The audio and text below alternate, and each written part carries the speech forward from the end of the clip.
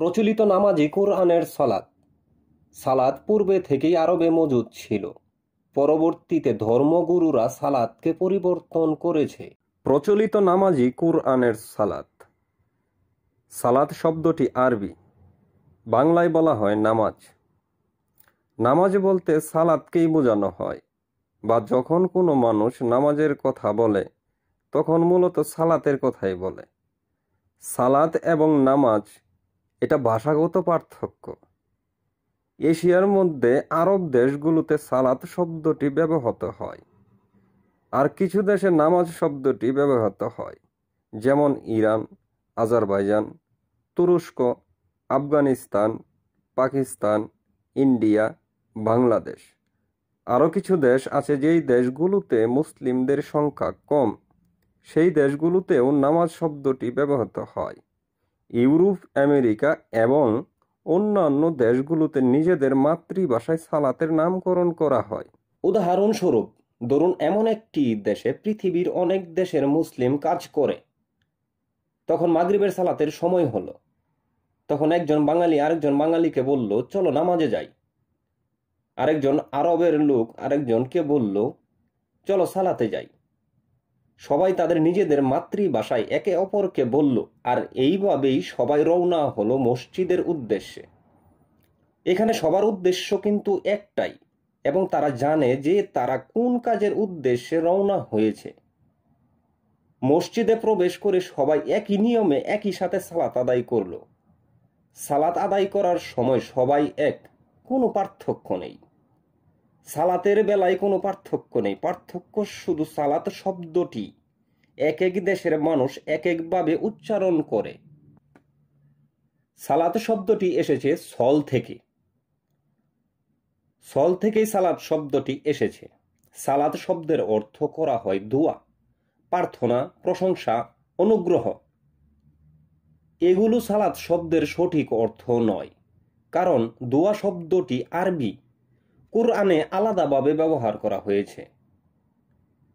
প্রশংসার আরবি শব্দ হলো হামদ, মানে আলহামদুলিল্লাহ, সকল প্রশংসা আল্লাহর জন্য। অনুগ্রহের আরবি শব্দ হলো নিয়ামত বা রহমত। তাহলে সালাত শব্দের অর্থ কি? সালাত শব্দটি এসেছে সল থেকে, যার অর্থ হলো যোগাযোগ, সংযোগ, কানেকশন, যুক্ত হওয়া। আরব দেশে সল শব্দটি মোবাইলের ক্ষেত্রেও ব্যবহার করা হয়। যেমন আরব দেশে যখন কেউ কারোর সাথে মোবাইলে কথা বলতে চায় বা যোগাযোগ করতে চায়, তখন বলা হয় তিসল, মানে তাকে ডাকো, তার সাথে যোগাযোগ করো বা তার সাথে কথা বলো। এখন আসি মূল কথায়। পৃথিবীতে যত মুসলিম আছে সবাই নামাজ এবং সালাতের বিষয়ে একমত, শুধুমাত্র একটি দল ছাড়া, যারা হাদিস অস্বীকার করে। আবার হাদিস অস্বীকারীদের মধ্যে অনেকেই আছে যারা নামাজকে সালাত বলেই জানে।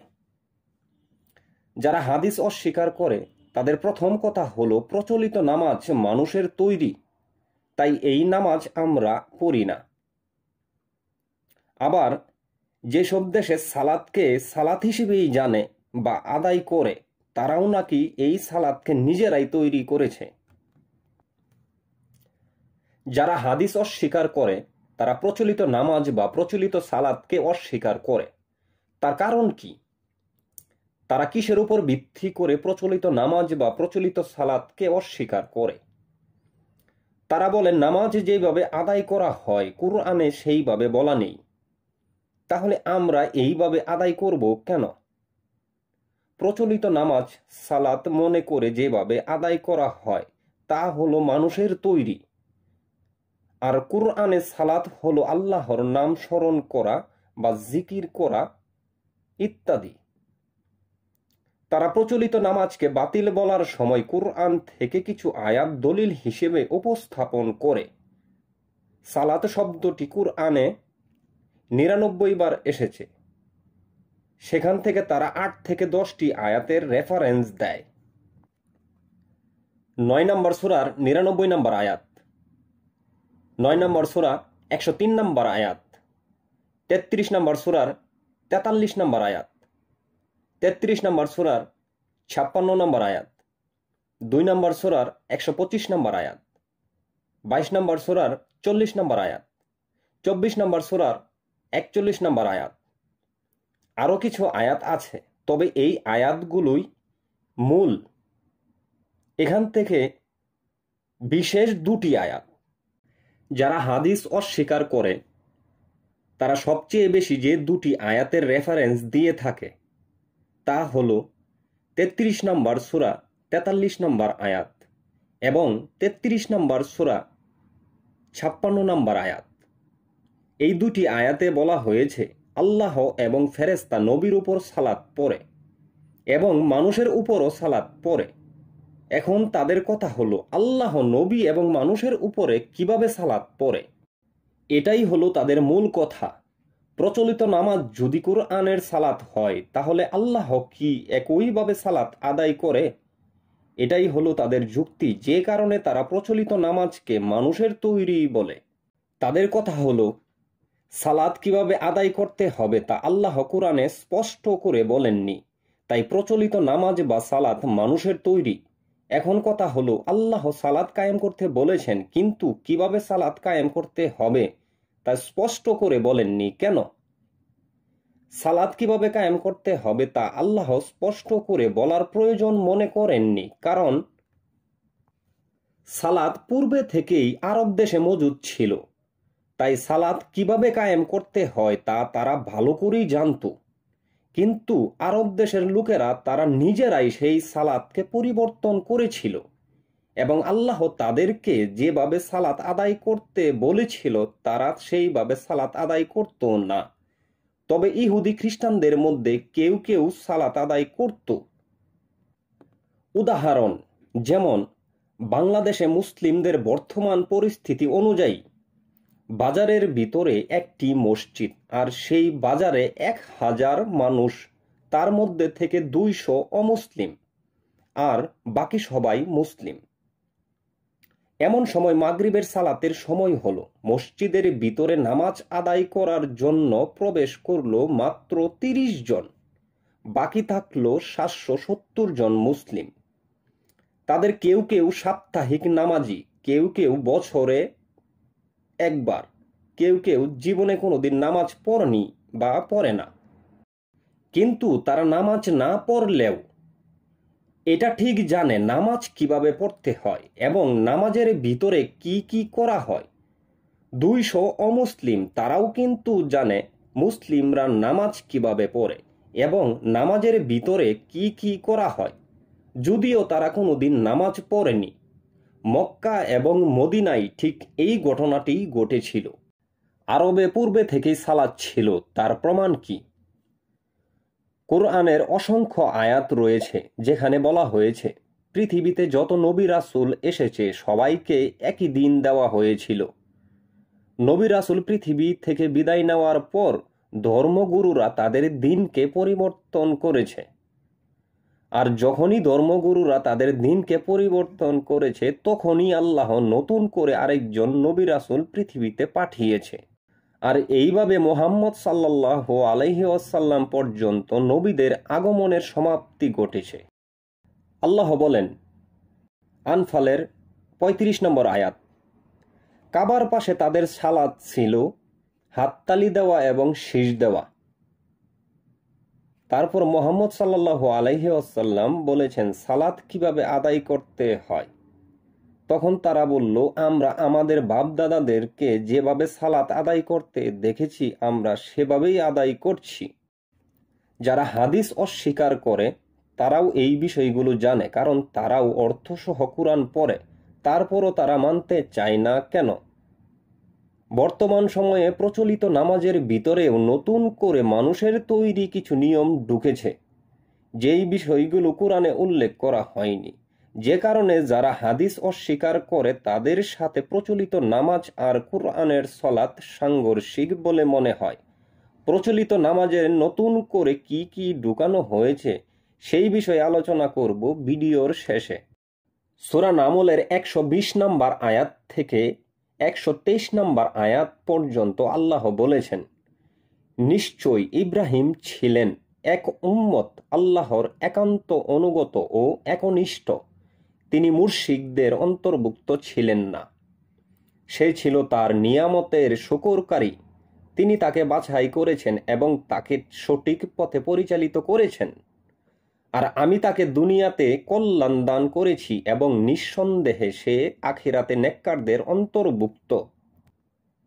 অতঃপর তোমার প্রতি ওহী করেছি যে তুমি একনিষ্ঠ ইব্রাহিমের মতাদর্শ অনুসরণ করো, আর সে তো মুশরিকদের অন্তর্ভুক্ত ছিল না। তবে ইব্রাহিম আলাইহিসসালামের জীবন বিধান যতটুকু দেওয়া হয়েছিল, ইসলাম কিন্তু ততটুকুতেই সীমাবদ্ধ নয়। ইসলামে নতুন অনেক কিছু যুক্ত করা হয়েছে, তবে মূল বিষয়গুলো তা কিন্তু এক। সকল নবী রাসূলকে যেই দিন দেওয়া হয়েছিল তা হলো এক, আল্লাহর প্রতি বিশ্বাস, পরকালে বিশ্বাস, সৎকর্ম। এই সৎকর্মের ভিতরেই সকল ইবাদত, সালাত, যাকাত, সওম, হজ। হজ কিন্তু ইব্রাহিম আলাইহিসসালামের আমল থেকে চালু ছিল। প্রত্যেকটি জাতির জন্যই এগুলোই ছিল দ্বীনের মূল বিষয়। এখন দেখব যারা হাদিস অস্বীকার করে তারা কোরআন থেকে প্রচলিত নামাজের বিরুদ্ধে যেই আয়াতগুলো উপস্থাপন করে। 2 নম্বর সূরা বাকারা, আয়াত 157। এই আয়াতে বলা হয়েছে, উলাইকা আলাইহিম সালাওয়াতুম মির রব্বিহিম ওয়া রহমাতুন ওয়া উলাইকা হুমুল মুহতাদুন। অনুবাদ করেছে আল বায়ান, তাদের উপরই রয়েছে তাদের রবের পক্ষ থেকে মাগফিরাত ও রহমত এবং তারাই হেদায়েত প্রাপ্ত। অনুবাদে মাগফিরাত শব্দটি ঢুকানো হয়েছে, যদিও কুরআনে মাগফিরাত শব্দটি নেই। এই আয়াতেও মাগফিরাত শব্দটি নেই। তাইসিরুল অনুবাদ করেছে, এদের প্রতি রয়েছে তাদের প্রতিপালকের পক্ষ হতে অনুগ্রহ ও করুণা, আর এরাই হেদায়েত প্রাপ্ত। মুজিবুর রহমান অনুবাদ করেছে, এদের উপর তাদের রবের পক্ষ হতে শান্তি ও করুণা বর্ষিত হবে এবং এরাই সুপথগামী। আল বায়ান সালাতের অনুবাদ করেছে মাগফিরাত। মাগফিরাত শব্দটি আরবি, যদিও মাগফিরাত শব্দটি কুরআনে একবারও আসেনি। এই অনুবাদটি সঠিক নয়। তাইসিরুল অনুবাদ করে সালাতের অনুবাদ করেছে অনুগ্রহ। অনুগ্রহ বাংলা শব্দ, আরবি হলো নেয়ামত। নেয়ামতের বাংলা হলো অনুগ্রহ। এই অনুবাদটিও সঠিক নয়। মুজিবুর রহমান সালাতের অনুবাদ করেছে শান্তি। শান্তির আরবি হলো সালাম। এই অনুবাদটিও সঠিক নয়। এই আয়াতের অনুবাদ যদি হয় এমন, তাহলে হয় কেমন? ওই সব লোক, তাদের সাথে রয়েছে তাদের রবের পক্ষ থেকে যোগাযোগ এবং অনুগ্রহ, এবং ওই সব লোক তারাই সঠিক পথ প্রাপ্ত। সালাত শব্দের অর্থ হলো যোগাযোগ, কানেকশন, সংযোগ। আর আলাই শব্দটি, এটির অর্থ হলো উপর, সম্পর্কে, কোনো ব্যক্তিকে বোঝানোর জন্য বা কোনো ব্যক্তির সম্পর্কে বোঝানোর জন্য। উপর, কাছে, সাথে। অনুবাদটি যদি হয় এমন, তাহলে কোনো সমস্যাই থাকলো না। কারণ রাসূলের সাথে, মানুষের সাথে আল্লাহর যোগাযোগ থাকতেই পারে এবং রয়েছে। সেই বিষয়েও আমি আয়াত উপস্থাপন করব। 33 নম্বর সূরা আহজাব, 43 নম্বর আয়াত। সেখানে বলা হয়েছে, হুয়াল্লাযী ইউসাল্লি আলাইকুম ওয়া মালাইকাতু লিইউখরিজাকুম মিনাজ জালিমাতি ইলাই নূর ওয়া কানা বিল মুমিনা রহিম। এই আয়াতের অনুবাদ করেছে আল বায়ান। তিনি তোমাদের প্রতি অনুগ্রহ করেন এবং ফেরেশতারা তোমাদের জন্য দোয়া করে, তোমাদেরকে অন্ধকার থেকে আলোয় আনার জন্য, আর তিনি মুমিনদের প্রতি অতীব দয়ালু। এই আয়াতেও সালাতের অর্থ করা হয়েছে অনুগ্রহ, এবং ফেরেশতারা তোমাদের জন্য দোয়া করে। এটাও সঠিক নয়, কারণ দোয়া শব্দটি আরবি, আর এখানে এই আয়াতে দোয়া শব্দটি ব্যবহার করা হয়নি। এই আয়াতে মূলত কি বোঝানো হয়েছে এটাই তারা বুঝতে পারেনি। এই আয়াতের অনুবাদ যদি হয় এমন, তাহলে হয় কেমন? তিনিই তোমাদের সাথে যুক্ত থাকেন এবং ফেরেশতারা, যেন তোমাদেরকে বের করে আনতে পারেন অন্ধকার থেকে আলোর দিকে, আর তিনি মুমিনদের প্রতি অনুগ্রহশীল। মানুষের সাথে আল্লাহ এবং ফেরেশতা কিভাবে যোগাযোগ করে এবং যুক্ত থাকে তা বলা হয়েছে পবিত্র কুরআনে 13 নম্বর সূরা রাদ, আয়াত 11। আল্লাহ বলেন, মানুষের জন্য তার সামনে ও পিছনে একের পর এক প্রহরী থাকে, তারা আল্লাহর আদেশে তার রক্ষণাবেক্ষণ করে। নিশ্চয়ই আল্লাহ কোনো সম্প্রদায়ের অবস্থা পরিবর্তন করেন না যতক্ষণ না তারা নিজেদের অবস্থা নিজেরাই পরিবর্তন করে।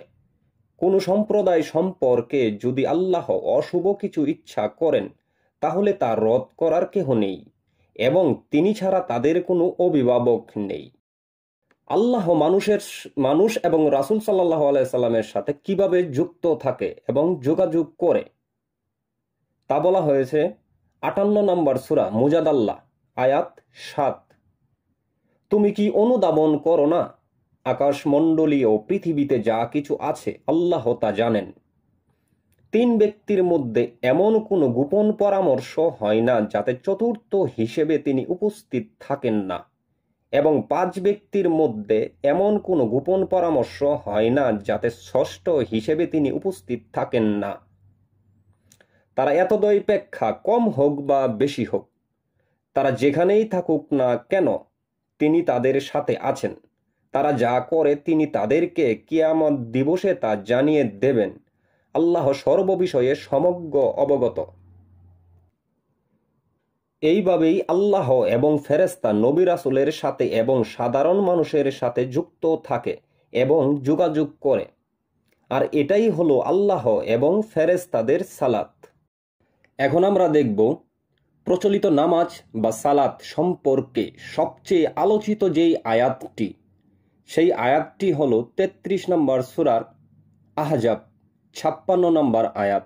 সেখানে কি বলা হয়েছে? ইন্নাল্লাহা ওয়া মালাইকাতাহু ইউসাল্লুনা আলাই নবী ইয়া আইয়ুহাল্লাযিনা আমানু আলাইহি ওয়া সাল্লিমু তাসলিমা। এই আয়াতের অনুবাদ, নিশ্চয়ই আল্লাহ নবীর জন্য প্রশংসা করেন এবং তার ফেরেশতাগণ নবীর জন্য দোয়া করে। হে মুমিনগণ, তোমরাও নবীর উপর দুরূদ পাঠ করো এবং তাকে যথাযথভাবে সালাম জানাও। আল বায়ান। তাইসিরুল অনুবাদ করেছেন, আল্লাহ নবীর প্রতি অনুগ্রহ করেন, তার ফেরেশতাগণ নবীর জন্য অনুগ্রহ প্রার্থনা করে। হে মুমিনগণ, তোমরাও নবীর জন্য অনুগ্রহ প্রার্থনা করো এবং যথাযথ শ্রদ্ধা ভরে সালাম জানাও। মুজিবুর রহমান অনুবাদ করেছে, আল্লাহ নবীর প্রতি অনুগ্রহ করেন এবং তার মালাইকারাও নবীর জন্য অনুগ্রহ প্রার্থনা করে। হে মুমিনগণ, তোমরাও নবীর জন্য অনুগ্রহ প্রার্থনা করো এবং তাকে যথাযথভাবে সালাম জানাও। এই 3টি অনুবাদের একটি অনুবাদও সঠিক নয়, কারণ এখানে আরবি যেই শব্দগুলো ব্যবহার করা হয়েছে তার অনুবাদ করা হয়েছে, যেমন সালাত, সালাতের অনুবাদ করা হয়েছে অনুগ্রহ, কিন্তু অনুগ্রহের আরবি হলো নিয়ামত বা রহমত। তারপর সালাম, সালামকে সালাম অনুবাদ করা হয়েছে। সালাম হলো আরবি শব্দ, বাংলায় হলো শান্তি। তারপর তাসলিমা, তাসলিম, তাসলিম শব্দের অর্থ হলো আত্মসমর্পণ, অনুগত। তাহলে এই 3টি শব্দের বাংলা সঠিক অর্থ দিয়ে যদি এই আয়াতটি অনুবাদ করা যায় তাহলে কেমন হয়? নিশ্চয়ই আল্লাহ এবং ফেরেশতা নবীর সাথে যুক্ত হয়। হে ঈমানদারগণ, তোমরাও যুক্ত হও, আত্মসমর্পণ করো শান্তির সাথে। এই আয়াতটা বুঝতে হলে দেখতে হবে এই সূরাটা কোন বিষয়ের উপর নাজিল হয়েছে। প্রথম আয়াত থেকে শুরু করে এই আয়াত পর্যন্ত আসতে হবে। তারপর এই আয়াতটার মর্ম কি জন্য নাজিল করা হয়েছে তা বুঝতে হলে এই আয়াতের পূর্বে আরো 10টা আয়াত পড়তে হবে। 10 আয়াত পূর্বে থেকে শুরু করে পিছনের আরো 5টা আয়াত পড়তে হবে। তাহলে এই আয়াতের মর্ম বোঝা যাবে, কোন বিষয়ে কোন প্রেক্ষাপটে এই আয়াত নাজিল হয়েছে। মাঝখান থেকে যদি কেউ একটা আয়াত পড়ে তাহলে সেই আয়াতের মর্ম বুঝতে পারবে না, বা কোন বিষয়ে এই আয়াত নাজিল হয়েছে তা বুঝতে পারবে না। আল্লাহ এবং ফেরেশতা রাসূলের সাথে কিভাবে যুক্ত থাকেন তা বলা হয়েছে 9 নম্বর সূরা তওবা আয়াত 40। যদি তোমরা তাকে সাহায্য না করো তবে আল্লাহ তাকে সাহায্য করেছেন যখন কাফিররা তাকে বের করে দিল। সে ছিল দুজনের দ্বিতীয় জন, যখন তারা উভয়ে পাহাড়ের একটি গুহায় অবস্থান করছিল। সে তার সঙ্গীকে বলল, তুমি পেরেশান হইও না, নিশ্চয়ই আল্লাহ আমাদের সাথে আছেন। অতঃপর আল্লাহ তার উপর তার পক্ষ থেকে শান্তি নাজিল করলেন এবং তাকে এমন এক সৈন্যবাহিনী দ্বারা সাহায্য করলেন যাদেরকে তোমরা দেখনি, এবং তিনি কাফেরদের বাণী অতি নিচু করে দিলেন। আর আল্লাহর বাণী সুউচ্চ, আর আল্লাহ পরাক্রমশীল প্রজ্ঞাবান। আল্লাহ এবং ফেরেশতা, নবী রাসূলগণ এবং মানুষের সাথে এভাবেই সালাত করে। এখানে 3টি আয়াত সম্পর্কে আলোচনা করা হয়েছে। আরও কিছু আয়াত বাকি রয়েছে, তবে এই 3টি আয়াত যদি পরিষ্কারভাবে বোঝা যায় তাহলে বাকি আয়াতগুলো বুঝতে সহজ হয়। বাকি আয়াতগুলোর মধ্য থেকে 2 নম্বর সূরা বাকারা আয়াত 238 এবং 39 এবং 70 নম্বর সূরা মারিজ 23 নম্বর আয়াত। 2 নম্বর সূরা বাকারা আয়াত 238, সেখানে বলা হয়েছে, তোমরা সালাত সমূহ ও মধ্যবর্তী সালাতের হিফাজত করো এবং আল্লাহর জন্য দাঁড়াও বিনীত হয়ে। তারপরের আয়াতেই বলা হয়েছে, সূরা বাকারা 2 নম্বর সূরা 239 নম্বর আয়াত, কিন্তু যদি তোমরা ভয় করো তবে হেঁটে কিংবা আরোহণে করে। এরপর যখন নিরাপদ হবে তখন আল্লাহকে স্মরণ করো, যেভাবে তিনি তোমাদেরকে শিখিয়েছেন, যা তোমরা জানতে না। এই আয়াতের রেফারেন্সটাও তারা বেশি দিয়ে থাকে। বলা হয় যে আল্লাহ এখানে বলেছে হাঁটা অবস্থায় এবং উটের পিঠে চড়া অবস্থায়ও সালাত আদায় করা যায়। তাহলে এটা কোন সালাত? প্রচলিত নামাজ এই সালাত নয়। তারা সবই বুঝে, কিন্তু বুঝেও না বুঝার ভান করে। আগের আয়াতে বলা হয়েছে, তোমরা সালাত সমূহ ও মধ্যবর্তী সালাতের হিফাজত করো এবং আল্লাহর জন্য দাঁড়াও বিনীত হয়ে। মধ্যবর্তী সালাত বলতে কি বোঝানো হয়েছে? এখানে বুঝতে হবে এই আয়াত রাসূল সাল্লাল্লাহু আলাইহি সাল্লামের কাছে সরাসরি ওহী করা হচ্ছে এবং উনাকে বলা হচ্ছে, উনি যখন সালাত আদায় করতেন তখন তিনি লম্বা সময় নিয়ে সালাত আদায় করতেন এবং উনার সাথে যারা থাকতো তারাও এই লম্বা সময় পর্যন্ত সালাত আদায় করত। তো এমন একটা পরিস্থিতিতে, এমন একটা জায়গায় সালাতের কথা আসছে যেখানে সালাত আদায় করা অনিরাপদ ছিল। এখানে মূলত সময়ের কথা বলা হয়েছে। এখানে সময়টা যেন লম্বা না হয়, আবার সময়টা যেন অল্পও না হয়, মধ্যবর্তী একটা সালাত আদায় করার জন্য। এটা কিভাবে? পরের আয়াত পড়লেই তা বোঝা যায়।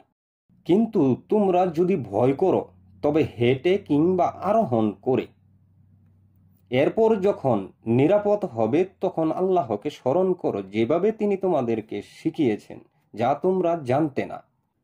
এই আয়াত দুটি এমন একটি জায়গায় নাজিল হয়েছিল যেই জায়গাটি ছিল সালাত পড়ার জন্য অনিরাপদ। এটাই বোঝানো হয়েছে, কারণ পরবর্তীতে বলা হয়েছে, যখন তোমরা নিরাপদ হবে তখন আল্লাহকে স্মরণ করো, যেভাবে তিনি তোমাদেরকে শিখিয়েছেন। কিভাবে শিখিয়েছেন? এখানে মূলত সালাতের গুরুত্ব বোঝানো হয়েছে। যেই কোনো পরিস্থিতিতে, যেই কোনো পরিবেশেই সালাত গুরুত্বপূর্ণ একটা বিষয়। সালাত কোনোভাবেই পরিত্যাগ করা যাবে না। পরিস্থিতি অনুযায়ী সালাত ভিন্নভাবেও আদায় করা যায়। কেউ যদি পরিস্থিতির শিকার হয় তাহলে তার জন্য হলো হাঁটা অবস্থায় অথবা আরোহণ অবস্থায়। যেমন সূরা মাইদার ৩ নম্বর আয়াতে বলা হয়েছে, তোমাদের জন্য হারাম করা হয়েছে মৃত জন্তু, রক্ত, শূকরের মাংস, আল্লাহ ছাড়া অন্যের নামে জবাহকৃত পশু আর শ্বাসরুদ্ধ হয়ে মৃত্যু। এমন অনেকগুলো বিষয়ে হারাম এবং হালালের বিষয়ে আলোচনা করা হয়েছে। এই আয়াতের শেষ দিকে বলেছেন, তবে কেহ পাপের দিকে না ঝুঁকে ক্ষুধার তাড়নায় আহার করতে বাধ্য হলে সেগুলো খাওয়া তার জন্য হারাম হবে না, কারণ আল্লাহ নিশ্চয়ই ক্ষমাশীল ও দয়ালু। এটা হলো পরিস্থিতি অনুযায়ী। এখন কেউ যদি মনে করে যে এই জিনিসগুলো আমার জন্য খাওয়া হালাল, তাহলে সেটা তার ব্যক্তিগত ব্যাপার। মধ্যবর্তী সালাত অথবা হাঁটা অবস্থায় অথবা আরোহণে চড়ে সালাত আদায় করা যায়, সেটা পরিস্থিতি অনুযায়ী। যেখানে সালাত আদায় করা অনিরাপদ, নিরাপদ হওয়ার পর সে ঠিক সেইভাবেই সালাত আদায় করবে যেইভাবে বলা হয়েছে, তোমরা আল্লাহর জন্য বা সালাতের জন্য দণ্ডায়মান হও বিনীতভাবে। ৭০ নম্বর সূরা মাআরিজ আয়াত ২৩, সেখানে বলা হয়েছে, ওয়াল্লাযিনা হুম আলাই সালাতিহিম দাইমুন। আল বায়ান অনুবাদ করা হয়েছে, যারা তাদের সালাতের ক্ষেত্রে নিয়মিত। তাইসিরুল অনুবাদ করেছে, যারা তাদের নামাজে স্থির সংকল্প। মুজিবুর রহমান অনুবাদ করেছে, যারা তাদের সালাতে সর্বদা নিষ্ঠাবান। দায়মুন শব্দের 4টি অর্থ: চিরন্তন, অবিরাম, সবসময় বা বিরতিহীন।